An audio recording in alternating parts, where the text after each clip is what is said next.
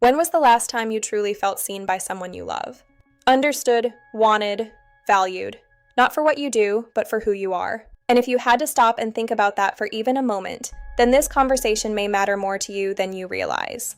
Because here's the truth, nobody prepares men for. The way you experience love at 25 is not the way your mind, your body, or your heart experience it at 50, 60, or 70. Something changes quietly over the years. Not just in your hormones, but in your emotional wiring, your fears, your expectations, and the way loneliness begins to feel heavier than it once did. And for many men, that change creates a kind of silent heartbreak they don't even know how to explain.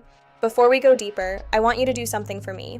If any part of this already feels familiar, if you've ever felt emotionally disconnected, misunderstood, or like relationships have become harder with age, take a second and like this video. And more importantly, leave a comment below with just one honest sentence.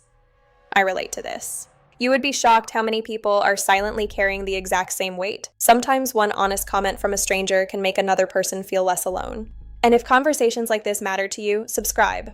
I'm Maggie, host of Queen of Psychology YouTube channel. And I need you to understand something right away. Most older men are not emotionally broken. They are emotionally undereducated. There's a difference. For decades, men were taught how to provide, how to perform, how to survive. But almost nobody taught them how to stay emotionally connected to themselves or to the people they love. So they enter later stages of life carrying stress, regret, loneliness, confusion, and emotional distance they don't have language for. I once spoke with a man in his late 60s who had been married for over 35 years. From the outside, his life looked stable, successful career, grown children, beautiful home.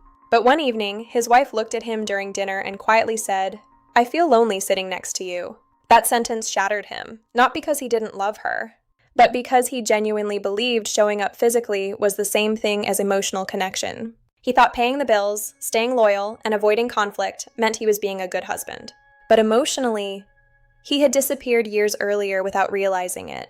And this happens far more often than people think.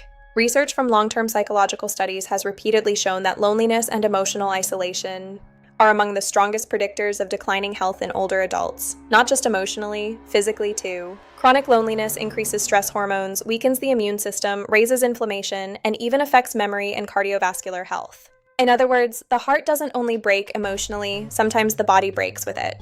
But here's the part that matters most. This is not permanent. Your brain can change, your patterns can change. Your brain can change, your patterns can change, your relationships can change, even at 70. You're thinking, this is just how I am, but I want you to challenge that belief for a moment, because many of the things you call personality are actually protective habits you learned decades ago. Emotional distance, avoiding difficult conversations, withdrawing when hurt, staying silent instead of vulnerable. Those are adaptations, not destiny. Think about how most men were raised. Don't cry. Be strong. Handle it yourself. Man up. Vulnerability was treated almost like weakness, so boys learned very early that emotional openness could lead to embarrassment. Over time, they became experts at hiding emotions, even from themselves, and then something fascinating happens later in life. As men age, emotional needs often become stronger, not weaker. The desire for closeness, affection, understanding, safety, companionship, all of it becomes more psychologically important. But many men reach that stage without the emotional tools to express what they need. That's why so many relationships begin to feel confusing after 50. A man may deeply crave connection while simultaneously pulling away from it. He may feel hurt but respond with silence. He may feel fear but express anger instead. He may desperately want intimacy while avoiding vulnerability at all costs. And if you don't understand this psychological pattern, you'll think the problem is love itself, when really the problem is emotional conditioning. Now let me ask you something important. Have you ever noticed how some people can sit together in silence and still feel emotionally close, while others can spend years together and feel completely alone? That difference comes down to emotional intimacy. Not attraction, not chemistry, not appearances.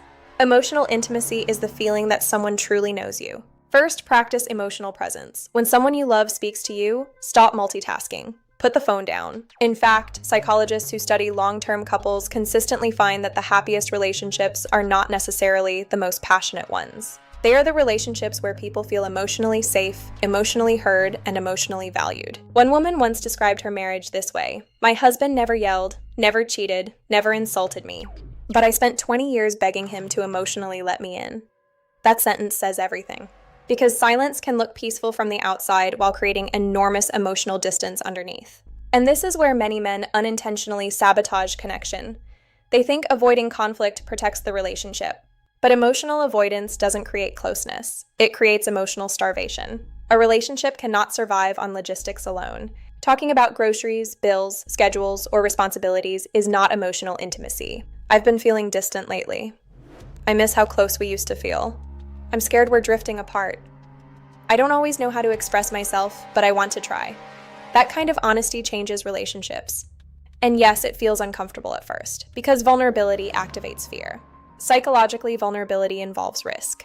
Your nervous system perceives emotional exposure almost like danger. That's why your chest tightens during difficult conversations. That's why many people instinctively shut down when emotions get intense. But here's the paradox. The very thing that feels risky, vulnerability, is also the thing that creates deep trust. People don't feel close to perfection, they feel close to authenticity. Let me give you an example. Imagine your partner says, "I feel like you don't care anymore." Most people immediately defend themselves. That's not true. I work hard. I'm here, aren't I? But emotionally intelligent communication sounds different. It sounds like you've been feeling alone lately.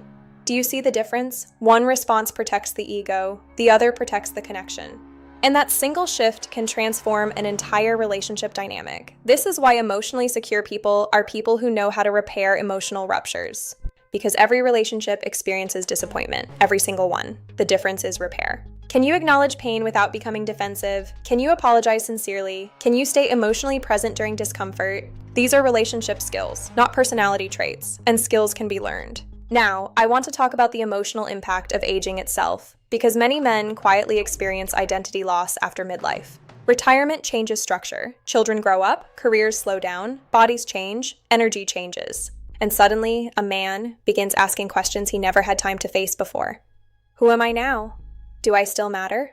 Am I still desired? These questions are deeply human, but many men carry them privately because they believe admitting emotional pain makes them weak. It doesn't. In fact, emotionally aware men are often psychologically stronger because they are willing to confront what others avoid. And there's another layer here most people overlook: biology. Hormonal changes absolutely affect emotional health.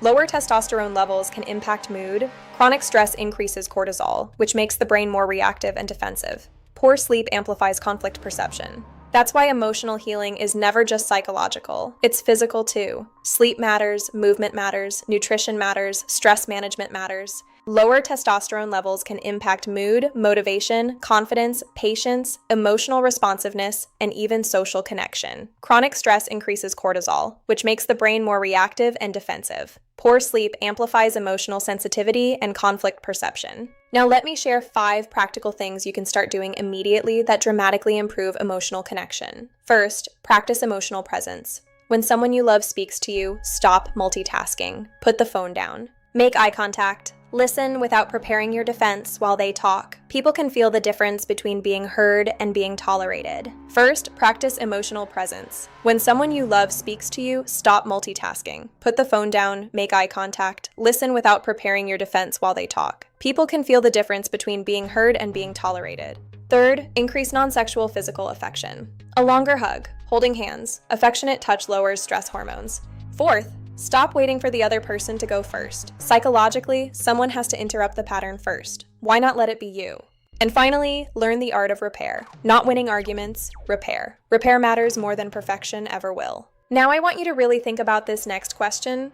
What if the loneliness you feel isn't because love disappeared, but because emotional connection was never fully learned in the first place? That changes everything, doesn't it? And I've seen this happen countless times. Men reconnecting with wives after years of emotional distance, fathers rebuilding relationships with adult children, men forming deeper friendships at 65 than they ever had at 25. Not because life suddenly became easier, but because they finally stopped hiding emotionally. That's the real message. And if you're still here listening, I want you to know something clearly. You are not too old, you are not too damaged, you are not too late. Human beings remain emotionally adaptable far longer than most people realize. Healing, trust, and connection are still possible, but only if you choose them. So tonight, instead of scrolling endlessly, maybe send the message, make the call, say the thing, because life becomes painfully short once you realize how many meaningful moments were lost to emotional fear. And before you leave, I want you to comment below and answer this honestly. What is one emotional truth you've been afraid to say out loud? Read the comments too. You'll realize very quickly that you are far less alone than you think. And if this conversation spoke to you deeply, share it with someone who needs to hear it. A friend, a brother, a husband, a father, someone silently carrying emotions they were never taught how to express. I'm Maggie, and this has been Queen of Psychology. Take care of your heart. The people who love you need it more than you know.